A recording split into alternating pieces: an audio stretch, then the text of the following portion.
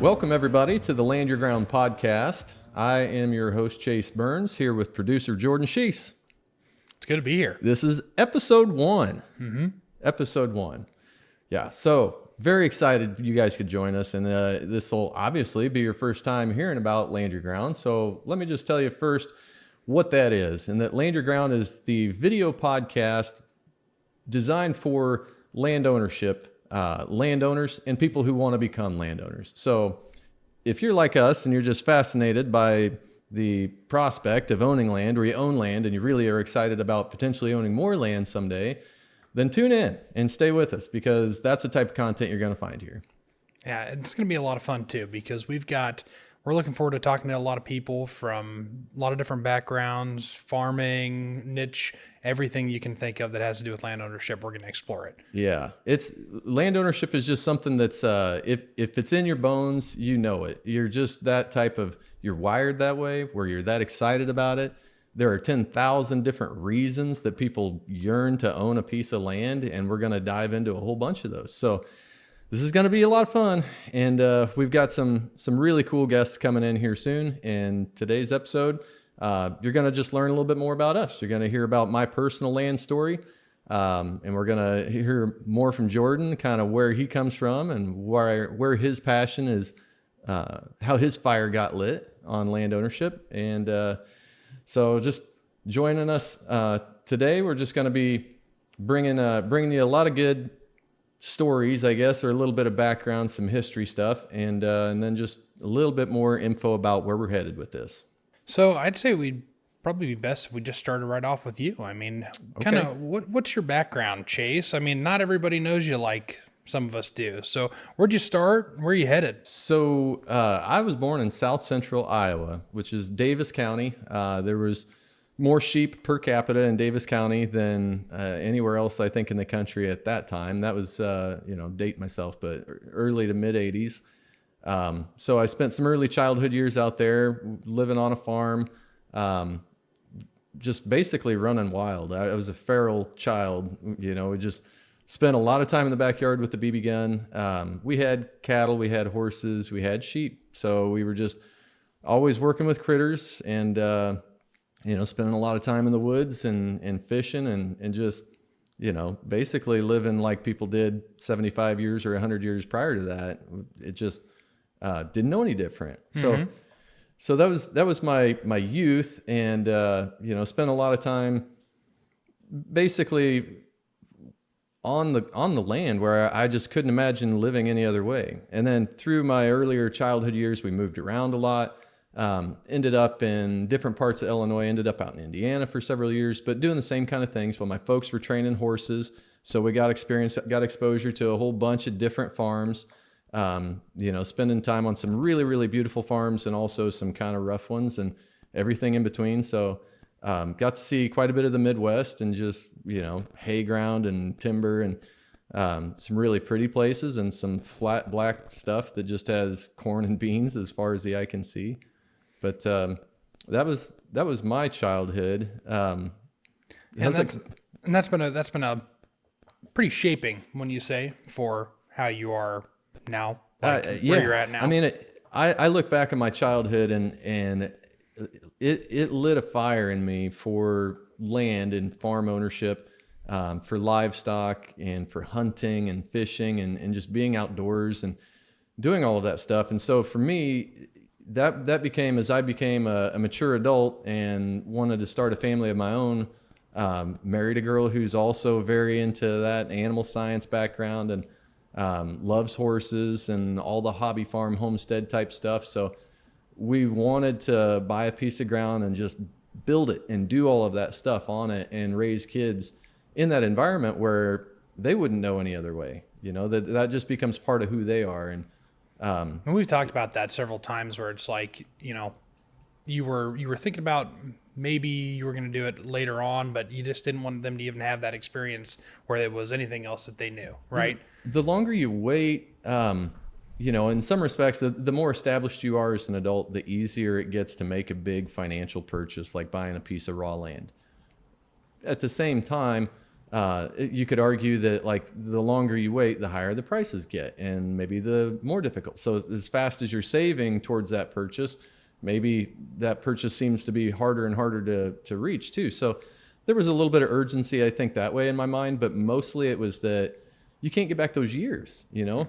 Like I was literally brought home from a hospital and brought home on an 80-acre piece of land with a couple of ponds on it and cattle and horses and rabbits and all chickens, huge garden, all that right in the backyard. And that was from day one. That's where I was, and that was our lifestyle. And it's, you know, I would feel like I was kept in a cage if I had to move back to town, or Yeah. I just couldn't do it. Yeah. I've lived in town now for the last 2 or 3 years, and I guess I was kind of living in town when I went to school and when I was working in Iowa and all that kind of stuff. But now it's like I want to get back out. I want to get back out to the farm. I'm just Yeah, I wasn't trying to rub it in. I'm sorry. No, But I know you share that same passion for it too. there's something about sitting out over like grew up on a pond. That's my favorite vista, I guess is the best way to say it. Sitting at the top of that, looking out over the property. I mean, there's the old pond, the house that my grandparents built, and my grandparents, my folks live in, and just sitting there looking at that, especially at like a sunset. It's like, it's very movie cliche, you know what I mean? Yes, yeah. Where it's the end that, of a Western, exactly, watching the sunset. And there's a reason they do that. It's such a cinematic moment because it doesn't matter where you come from. When you see like a beautiful scenery shot with the sun going down on it, like it's just how you want to wrap up the show. So it's how you want to wrap up the end of every day too. Once you've experienced that, like sitting on the back porch and watching that, it's you'll get addicted to it. Changes. Yeah, it's going to be where you're going to want to be at the end of every day. So I would say that we're kind of on our way back to that too.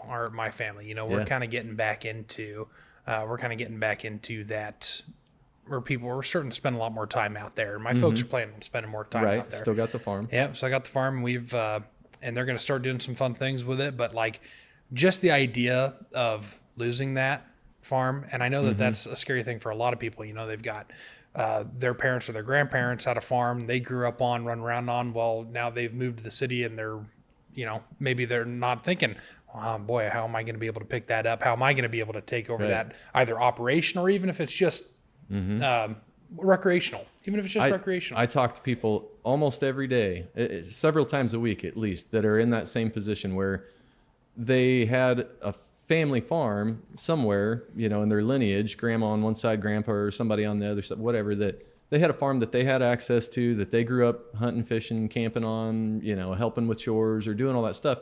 They were connected to it, and they took that for granted, that it was always going to be there because in their lifetime it always had been there. And that's where I was in my early 20s. I came to the realization that, to me, I was gonna have to buy a farm because I have a piece of ground in my family on both sides, my mom's side and my dad's side, that I grew up running feral on, hunting, fishing, camping, helping with cows or doing any of that stuff. And when grandma and grandpa are all gone, the farm is going to be sold. You have to accept that or understand that. If there isn't a plan in place where one of your aunts and uncles or your parents or somebody is going to buy out the others or somehow, absorb the ownership and end up with it. And in my situation, looking at both sides, it kind of became pretty clear that just wasn't going to happen. So unless I was going to buy one of those two farms, like, I'm going to have to own land, or my kids will never know. They won't have those experiences. Yeah. And even if those farms are still there while my kids are still under roof, by the time they're mature and they have kids of their own, that'll be long gone. Yeah. And so I get these calls from people that are in that position where they finally have reached that realization where, holy cow, I didn't think about how much I was going to miss the farm, and now it's been gone several years and I have no place to go back to. I have no place to take my kids to go, watch them, help grandma pick apples and, make applesauce in the kitchen, or help grandpa with the cattle chores, or go hunting with dad and things like that. So if you don't have that, you don't have access to it, it changes your perspective a lot. So And the further you get removed from it, it's like there's a big disconnect. We've talked about that a million times, where it's like there's that huge disconnect between people that didn't grow up with it and haven't experienced it and are now, it's all foreign to them, and then they're foreign to us, right? Because we're small town, Midwest, where it's part of who we are and part of where we come from, and it's so ingrained in us that you meet somebody that has never experienced those things, and it's culture shock. Yep. It's a different life experience, totally different life experience. Yeah, and a lot of people don't live that field to fork lifestyle because of that disconnect. They aren't out there growing their own gardens or harvesting animals or raising animals, livestock, things like that. So field to fork is a big part of your lifestyle for sure. It used to be how almost everybody in the Midwest lived. Most farmers were not farming big acreage like they are today. They were farming, a lot of them 160 to 320 acres. And there were a lot of them that were really just trying to eke it out on 40 or 80 acres. So they had few cows, they had a couple milk cows, they had a couple hogs, they had chickens and an orchard and a garden and all of that stuff, because they were very self-sustaining. They didn't go to the supermarket very often. So that's kind of almost a bygone era or lifestyle. And but it's so fruitful. There's so many good things that come from it. So the biggest thing that comes from it, that you use the word disconnect, is that's the way our culture has become. We're so disconnected from land and what it provides for us, because we're not the ones actually out there working it, growing fruit, growing produce, growing cattle and butchering them with our own hands and doing all of that stuff. So the things that it improves, we think, or that we feel like it gives us a better quality of lifestyle, is that we know where our food comes from. By and large, we produce a lot of what we use. Who handled it. That's a big part of it. We at least know where it came from. Right. Because we have a network of friends in the area and stuff, that if it's something that we didn't personally raise, somebody close by probably did. And then we, sometimes either trade favors or we buy stuff from them and they buy stuff from us and that sort of thing. But I've got chickens and eggs, and you've got cattle. Let's do a swap, right? How would that equal out? 2 dozen eggs. How much meat does that equal out to? Sometimes we try to keep track and just make sure that what the barter system is. And then honestly, the better friends you become with a lot of these people, you realize that you shouldn't even try to keep track. Yeah. You just keep giving, and you just kind of keep, if you have excess or you have enough of something, then you just share it. And you just make it so reasonable that they can't say no, and they're happy to be getting it from you. And then it goes both ways. Right. So it's been, that's been progressively getting more and more that way. We didn't just day one when we bought a farm, we didn't have all that stuff in place. We didn't, we had nothing out here. We didn't have a road to get to it, let alone power or a well or fencing or any infrastructure or buildings, for livestock and equipment. So Rome wasn't built in a day, but gradually we just keep every year choosing some projects and pushing ourselves further that direction. And my wife is very, very into the homesteading. I mean, she was an agriculture teacher before she started homeschooling our boys. So that's her background. She's, bachelor's in animal science, and then she has her agricultural teaching certificate. So she loves, having a greenhouse and growing, starting plants in the little trays and growing them and putting them in the garden. And we've got some apple trees now and some peach trees, and every year we're just kind of adding more to it. And it just keeps growing. And the more you expand on it, the more you can do with it, the more you can make and share. And it's a really good feeling. It's so cool. And what have we said before? Nothing tastes better than what you've grown and brought to yourself. Once you explained to me, you'd walked through everything that you put was on your plate, and when you guys had made a meal, you're able to pick out. I wish I could say that was every day. It's not. But when those meals, once, and sometimes we don't even realize we're doing it. We're just kind of get this out of the freezer, you get this out of the fridge, and you start cooking something, and then next thing you know, you're looking at your entrees and your side dishes, and it's this is cool. Everything here either came from our farm or we raised it, and then it went over to somebody else's farm and got finished, and then we ended up with the finished, product from it.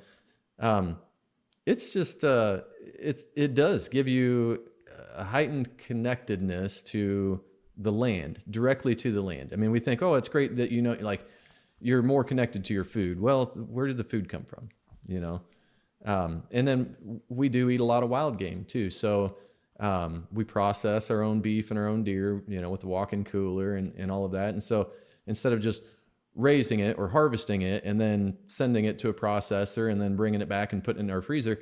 And I'm not saying there's anything wrong with that at all. There's not, but it's just one extra step that a lot of the meat that we have in our freezer and that we eat never left our farm from the time it was a living, breathing creature until the time it was cooked and consumed.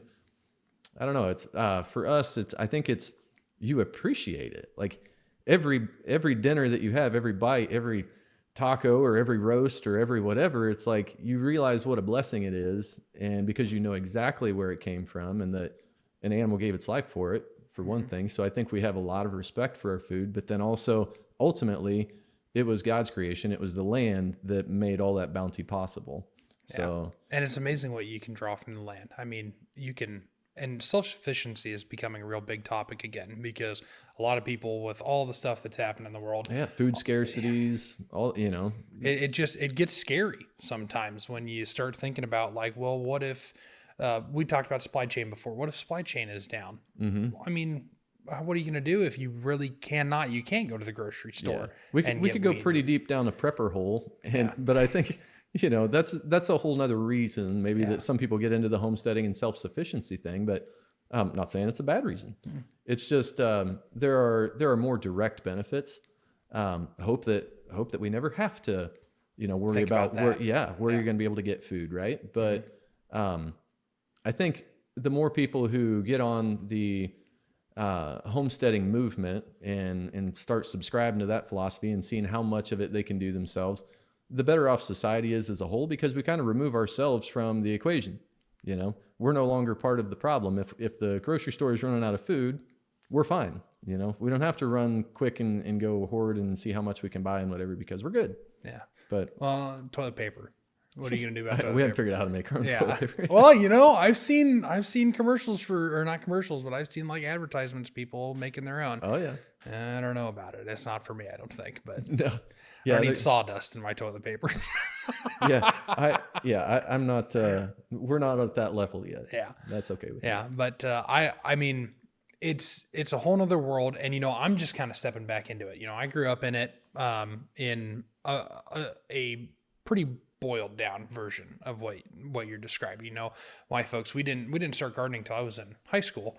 And before that, it was we'd get a whole or half a hog or half a cow or whatever. Yeah, half a beef. Yeah, half a beef. I don't even know the right terminology. It's just we got so many pounds of cow. You know, I mean that's what it is to me. Yeah. But so I've got that kind of dumbed down version. But now we're kind of getting back into it. You know, folks have been gardening for the last few years. I think since I was a freshman in high school, which has been 10 years now, because I think I said to Dad the summer of my freshman year, I was like, what do you think about doing a garden? And he was all about it, because he used to do it when he was a kid, and he was real excited to get me into it. So we did green beans, we did potatoes, we did tomatoes. Tomatoes are our biggest hit.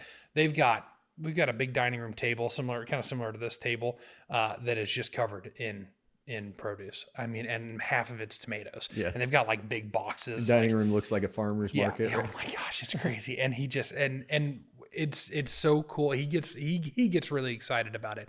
Yeah. I don't like our tomatoes specifically, which is a crying shame, because we have so dang many and they're good tomatoes. I know they're good tomatoes, but something about the taste of them I just can't get around. Well, the cool thing about tomatoes and most produce is there are like 600 different varieties. Mm-hmm. So you just need to keep experimenting and trying out a couple different ones each year, and you'll find some that some are sweeter, some are more tart, some have higher acid levels.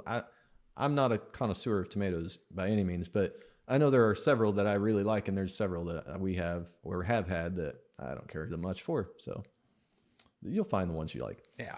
So all of that's kind of a big part of why you're in land sales, isn't it? Yeah. And it's one of the things I like most about what I get to do is working with people who share that passion or share that dream of land ownership. I get to hear like, what is their why? Why do they want to buy a piece of land? And some of them are just hunters. You know, I don't want to say just hunters, but that is their explicit reason that they're out there. That's why they bought it. Right. Mm-hmm. Yep. They've been saving for a long time, or they're going to shake the money tree somewhere and free up funds to go buy a piece just so they can have that recreational enjoyment. And some of them, are want to build on a raw piece of land like we did. And so having done all of that as kind of part of my backstory, I guess equips me, lets me, be like, hey, I know what you're trying to do, and I can definitely help you with this. So yeah, you've seen a lot of it, or you've been done there, a lot suffered of it. through it, Right? Yeah. struggled. Like we didn't always have the best guidance or whatever. YouTube has come a long way in the last 10 years too. So there's YouTube Academy, YouTube College, whatever they a call it. lot more resources available now than there ever has been for people who are wanting to learn that stuff. But doing land sales full time, managing properties, and this because Dogwood Land Management is the company that we've had for quite a number of years. Shortly after I started selling farms, had some people who were like, wow, you really know a lot about forest management and prairie grasses and food plots and all this conservation work and all of these things. And so they would want to hire us to help them develop the properties that they were buying. And so we started doing that. And of course, lucky enough to land you as an employee for a while there. That was, I tell people all the time, because, I jumped around in jobs for a couple of years after college, and that was one of the first ones I did. I worked with you. I think it was the summer that I graduated, and I think because it was summertime, and then it started to get cool. Yeah, so it was summertime into fall that I worked for Dogwood, and boy, that was such a blast because I thought you were going to say that was brutal. No, it was hard work, and I went home and I was excited to do it again the next day, which was mind-boggling because I never promised anybody that you weren't going to get pricked and cut and stung and we did, and hurt, along the way, and your feet would be blistered, but if you do it right and you're doing it for the right reasons, it's the most gratifying work out there. I was learning a ton too, because we'd spend that one place we were driving to was close to it wasn't an hour away, but it was about an hour. Yeah. And we'd spend that whole time talking about either what we were going to do that day and the reasons why we were doing it. I learned so much during that time that I had never even crossed my mind. And then I'd go home and I'd look at our timber stand and I'd say, boy, we got a lot of invasive species. I was like, this is a mess. I can't believe how bad it is. Most people do. And most people live in a blissful ignorance about, the quality or lack of quality of their timber or habitat and that. So it's green, eye-opening. Right? It's green. It's green plant. Oh, I'm sure timber equals habitat. Yeah, exactly. But the little bitty details of what's a good plant, what's something that deer are going to want to eat on, or in the winter is going to be good for them, or we're hedging. What was it? Hinging trees so that there'd be fresh growth for them to get a little bit out of in the. The new sprouts or whatever. But right, all that kind of stuff. It's just I would never even think about it until we started doing that. It's a different mindset, and love it. I mean, love it. That was my background. That's what, went to Southern Illinois University in Carbondale for wildlife biology. And once I got into land sales, I thought, well, it'd be nice. Maybe I'll be able to use a little bit of that book knowledge from back in the day. And then it really wasn't until that, that we started directly managing other people's land that it was like, wow, okay. Now I get to apply a lot of that firsthand and then really develop properties because I love working for wildlife as much as I do hunting. To me, I mean, I get as much enjoyment out of building and restoring native ecotypes and just whether it's prairie or early successional habitat or managing for a better stand of hardwood timber and bringing back, species that you hardly even see on that piece of ground anymore and that sort of thing. That stuff just lights me up, but I don't own that much ground. I mean, I'm not to the point where I have so much of our own land at this point that, we've touched every acre and we've done a lot of work here on our own property, and you were a part of some of that too. But then through the land management company, I think the funnest part of that was that there were so many cool farms that we would get to work on and develop and bring, restore and bring back native species and, increase carrying capacity. That's a fancy term for just making it hold more wildlife. Yep. But, getting to do that, I think that was if I could afford to do it for free, I think I would still be doing all of that stuff every day. It was incredible. Cause I'm big dude, walking up and down hills and hauling around a pack of the chemical that we were using Yeah. for some of that With a some of those backpack weeds. sprayer. Yeah, I mean, you'd think, boy, that'd just put you in the ground. It was refreshing from going from, because I just come from college. I'd spent all my time in a chair at school doing nothing. And not, I mean, sure, learning, going to school, whatever you want to call it.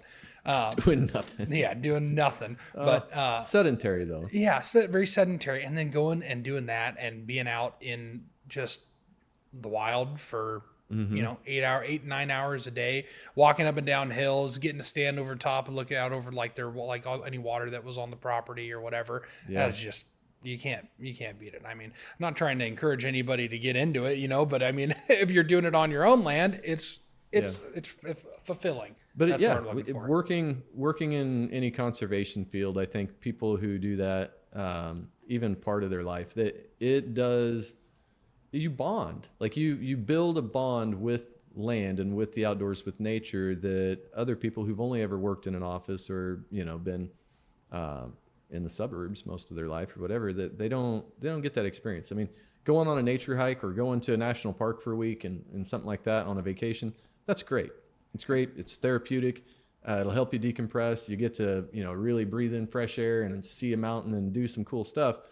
But when you work it, I think you connect with it differently. You feel like you become a steward because you feel like a sense of responsibility towards the land. Like, this should be such a beautiful natural haven. I mean, it should be almost like the Garden of Eden, and it's not, because we're fallen and because we've destroyed a lot of it. Well, a lot of it's we've changed it. Let's use that term. I mean, but it's not the natural world that it once was because of how we use it and how we manipulate it. And I think when you have an opportunity to try to restore some of it, or even just make it just a little bit better than when you found it, I don't know, you feel really good about it. And then I think you just feel like, wow, this is what we're supposed to be doing. Yeah, absolutely. And it's to see some spots after you'd gone in, like you took us to a couple properties that you'd been on in years past and or had already done a lot of the work on. Going in and seeing the difference between that property and the one that we were currently working on was amazing, because it was, you can't really begin to describe how much difference there is. I mean, I can't remember what was one of the describers that you use, where it's like the visibility, where it's like, that the undergrowth of the trees, where it's like you can see, where our timber, you can't see 10 feet in front of you because it's so thick with brush and what were they? Autumn olive, and there's another one, that real thin one with the hollow core to them. Honeysuckle. Yeah, stuff like that, where it's just like, that's so thick through our timbers that it's hard to even see through it. But in some of those properties that you took us to, you could see right through, and it was clear, just leaves on the ground. It was beautiful. Yeah. So there's a lot of different types of timber, and even some of those pieces that were kind of park like, what is pretty to our eye is not always necessarily good wildlife habitat either, or not necessarily what nature had intended, and how what that habitat ought to look like. So there's a balance there, but usually it's just, sometimes when people let in too much sunlight, what takes over is an aggressive non-native species, and then that's all you get. So yeah, it's kind of finding what type of habitat it ought to look like, and then figuring out, okay, I know what that is supposed to consist of, and here's our best path to it. And a lot of those properties too were farms, right? And you've spent a lot of time working with farmers and land sales and stuff like that. Yeah, well, especially in land sales, I deal with a lot of agricultural families, and I think that's really, really cool too. Probably one of my favorite parts of that side of the business is whether a farm family is buying a piece of land or whether they're selling a piece of land, it's a big decision for them financially and emotionally, especially on the sales side. But if I go to a meeting and I'm sitting down with, grandma and grandpa, or maybe a couple of the kids, or even a grandkid or two, and that they've decided that they think it's time, maybe they need to move some money around, or they're ready for retirement, so they're going to sell this particular piece or whatever. It's a big emotional decision, especially because a lot of these farm families in this area are multi-generational operations. Like their great granddad came out here, or maybe even further back than that, and bought the first piece and settled it and whatever. So when I sit down with them, usually they want to help me understand the why that they're buying or selling something. And so I get to hear the story. Like I get to hear the whole farm story. They tell me, you know, about the stories about their dad or their granddad out here that built this barn, and they used to milk X number of cows, and now the evolution of their farm and to where it is today. And it's the coolest thing. I'm so blessed to get to hear all of that. And they don't probably sit down with very many people and just give them that whole spiel. You know, not everybody gets to hear that. So that's one of the things that I'm so excited about Land Your Ground, because I've built good relationships with a lot of them, and they've warmed up to the idea where some of them we'll be having in here as guests, and we'll get to hear, like, they're going to be willing to share those stories with all of us. And that's awesome. And for the reason why we're so interested in it is because we don't want, some of those stories will never get told unless they come and they tell it here, right? Yeah. You know, it's going to be, there could be worse. We just had this conversation, our family did, that we are 6 generations in on our family farm. It has been, and the last generation to farm it was 2 generations ago, that our family was farming it. It's still farm ground and it's being farmed, but it's been 2 generations since any of us farmed it. And we are, it's just there's so many times I've gotten to talk to Grandpa and hear about things that they were doing in the past. And like, you know, my folks raised cattle a little bit, and it's just getting to hear that stuff is so invigorating, especially when you're thinking about getting back into going back to that a little bit more of that lifestyle. Yeah, it's your roots, man. Yeah. And it's just hard. It's hard to imagine that it could be gone, you know, could be gone. But for us, we're lucky enough that we're going to be able to get back into it. It's really inspirational to hear those family stories, especially if you're the younger generation that's thinking that you want to take that up and it's your turn to carry the torch. I think having those people come in and record those stories and get into, you know, for posterity. I mean, you know, 10, 20, 30, 40 years from now or whatever, this hopefully will live forever on the internet. Who knows? But they'll have access to it. Everything does. Yeah, for better or worse. So then they'll get to hear those stories, and there'll be a record of it. Long after Grandpa's gone, you get to be able to see his face and hear his words, hear him talk about how they started it all. Or, you know, I think that there's so many valuable lessons. You know, we can learn a lot about what good and bad and the trials that they've had and made it through, you know, depression and recession and famine and drought and all kinds of crazy stuff, but made it through, you know. Made it through. They're still here today, and they're still doing it, or they're wanting to start doing it again. And, you know, and you said the depression. I mean, we've talked a little bit about that just as we're getting ready, is hearing those stories from folks that lived through it is a whole nother world, because I can't imagine what some of the stuff that they had to do to make things work, make ends meet. You know, I get to hear about how my great grandfather was able to keep the farm going, just keep it alive long enough to survive through it and come out on the other side and keep doing it. Well, waste not, want not, you know. I mean, I think that's the coolest thing about that generation is that they learned how to can almost everything. And, you know, there was a gal who's one of my buddies from high school. His grandmother was raised on a farm. Now, when I knew her, she was a sweet old lady that had already moved into town. They had sold the farm. She had moved off of it. She grew up out there. And I remember her washing paper plates and hanging them up on a clothesline to dry. And as kids, we were just like, what is that lady doing? She's crazy. We didn't realize it. You know, we didn't understand that, like, she survived through the Great Depression where they had literally nothing, and you didn't throw things away. You did not throw things away. You just took care of it. You cleaned it up. You made it ready to be used again. And like, they knew how to make the best out of anything and make almost everything last. Yep. And it's a lot of valuable lessons. Lots of valuable lessons, and lots of. It's a good look at, you know, how much things have changed between now and then, you know, because now we are so very wasteful. You know, you think about the mountains of garbage and stuff like that, and like how things are piled up, and it's going to be hard, I think, for us to kind of get away from that. But a good way of getting away from that is, I mean, when you're bagging up your own stuff out here, what are you putting it in? You're putting it in like a box or something like Compost? that. Yeah. Is that what you're talking about? Well, compost, what I'm talking about, like when you're bringing produce in, when you go to the store sure. and get produce, what are you putting it in? A plastic, Plastic bag. sack. Yeah. Well, what are you doing out here? Yeah. Maybe a little bit of plastic sack if you've got some that you've saved up, you know what I mean? But otherwise, you're just bringing it in, Baskets setting it on the table, or you've got baskets, stuff like that. Even that little bit takes away from some of the waste. You know what I mean? Yeah. It's a producer's mindset versus a consumer's mindset. I mean, either way, it's good to be a conservationist. Whether you're a consumer and you're just going to the store and you're buying, if you can reuse, the same bags over and over again, great, do that. We all love to be mindful of the environment and our footprint and all that kind of stuff. The cool part about being on a homestead is that you don't have to carry those things very far. So you just don't use as much. Yeah, you're just taking it into the house, right? And you're just down from the house when you harvest it.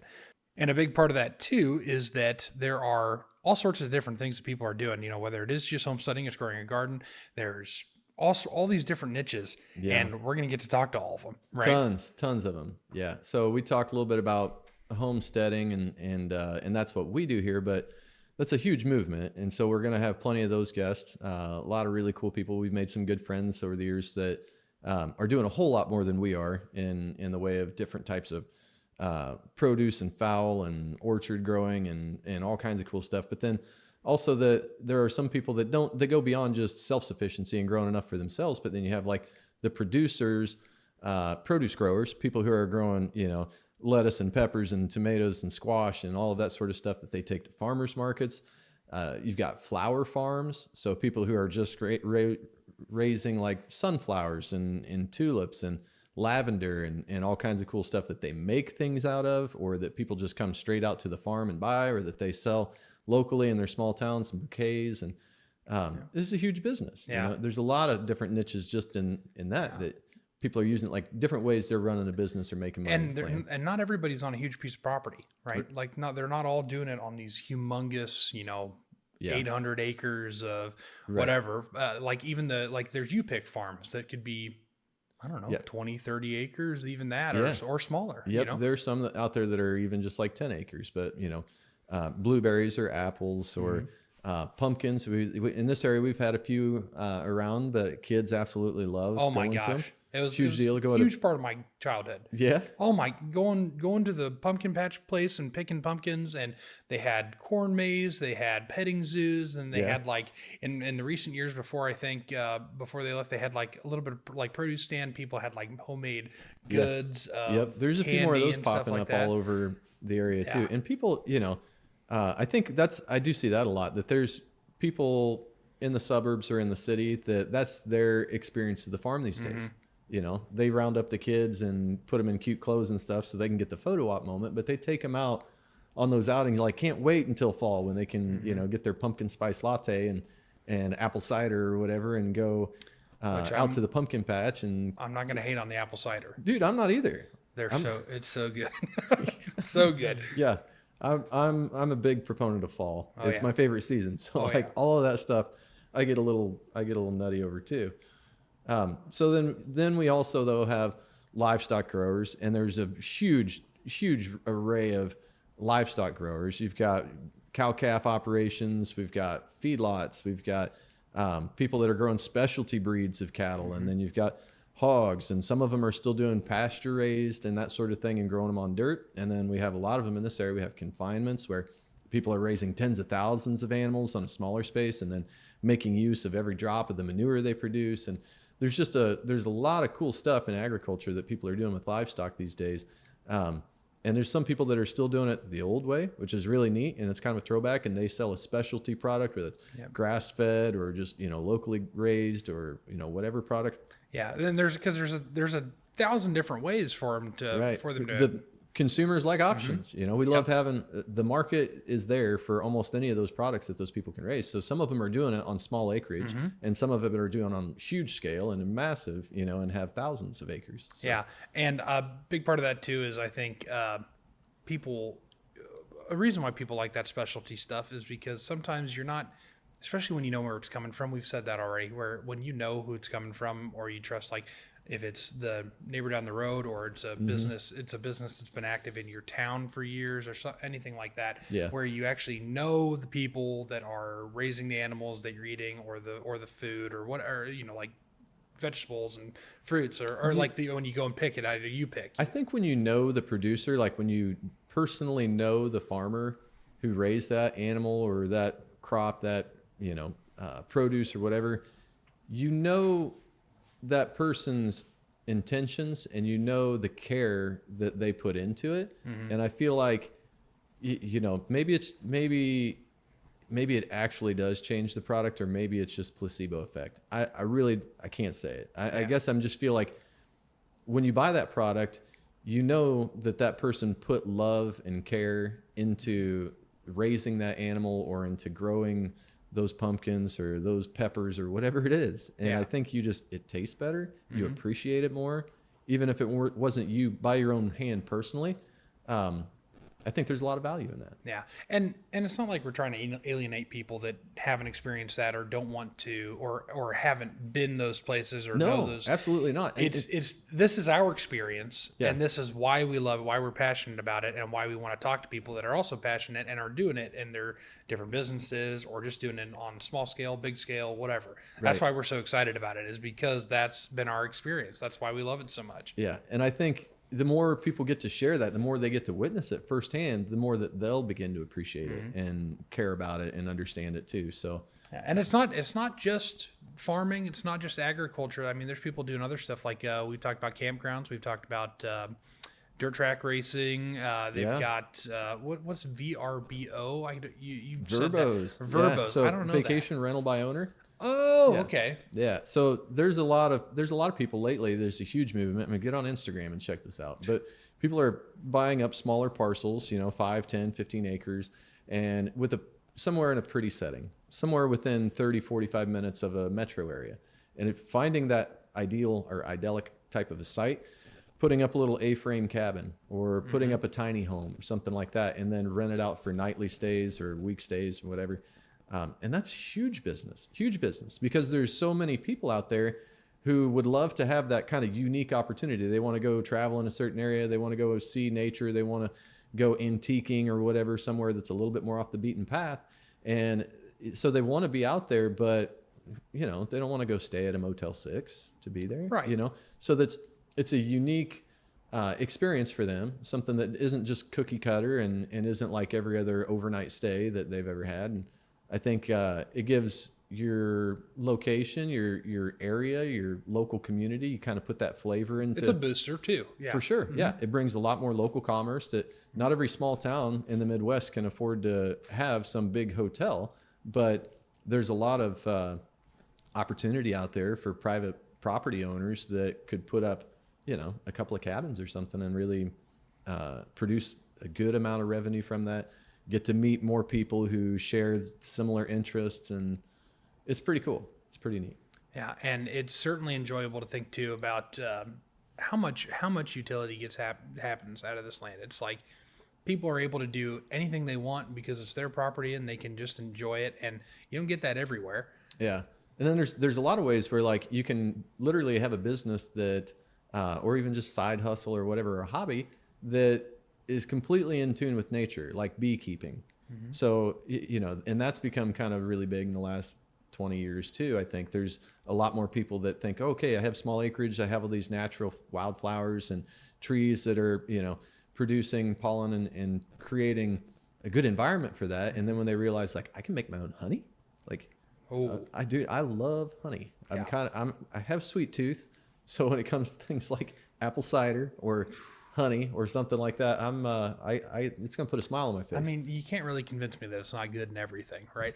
I'll tell you what, it's this was a world changer for me, and I'm sure people are gonna disagree. Whatever. I went to a place in Iowa, and they brought us. It was like a whole wheat pizza, I think was the crust, and they brought this to us, and then they set honey in front of us to put on the pizza. It is have I not mentioned this to you before? No. It is world changing. It is probably one of the most amazing things. I couldn't believe how good it was. It was good, but it was. I think a part of it too was like the whole wheat crust is real thick and fluffy. Yeah. But oh man, so honey's a good one, and that also is good. That's like good conservation too. You know, people are talking absolutely. about and conservation.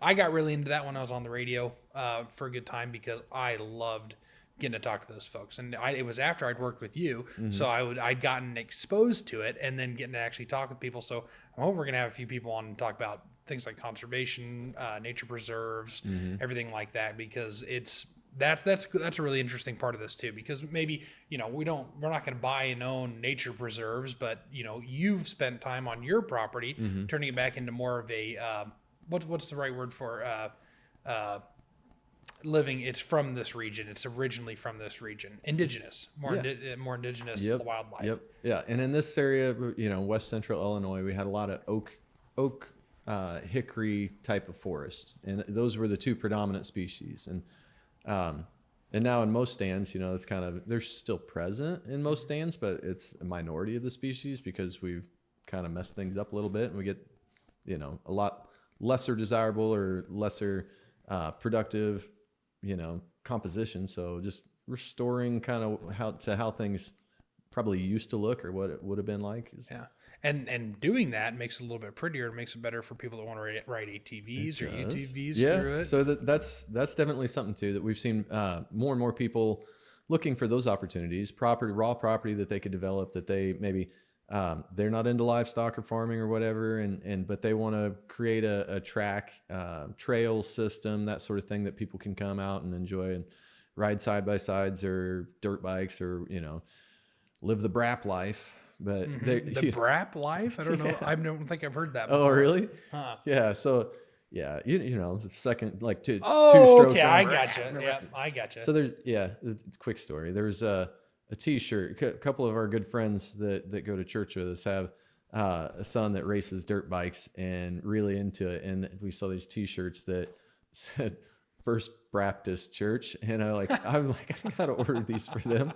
And, my wife she didn't understand what BRAP meant either. So maybe that was too out there. Yeah. I got in trouble at school one time for having a T-shirt. It was back when iPods got big, like the old ones with it had like the circle on it that you could scroll to change your volume or whatever. And then the little screen had one that said I fish on the front, and on the back it had playlists, and it said bass, crappie, catfish, and something else. Well, you know how crappie is spelled. Maybe turn that shirt inside out because it said crappie on the back. I couldn't believe it. Wow. But all of those things are things that we're going to get to explore as we have guests on, as we have interviews, we talk to different people, and we get to see all the things that people are doing with their property. I'm really looking forward to it. Yeah, it's going to be awesome. We're going to explore a lot of different niches. There are a ton more on this list of people that we've been. We could keep going. We could probably be another hour. Yeah, we'll cut straight to the next episode. So you guys just stay tuned, keep listening in, and we'll be bringing lots more content and especially with the people that we're going to be talking to. I mean, it's just going to be amazing. So we really appreciate you joining us here today. And remember, you can like and subscribe to join our tribe, and you can find all of our socials here or on our website, and keep an eye out because we got a lot of cool stuff coming your way. And once again, I'm Chase Burns here with Jordan Sheese, and we appreciate you joining us today on the Land Your Ground podcast.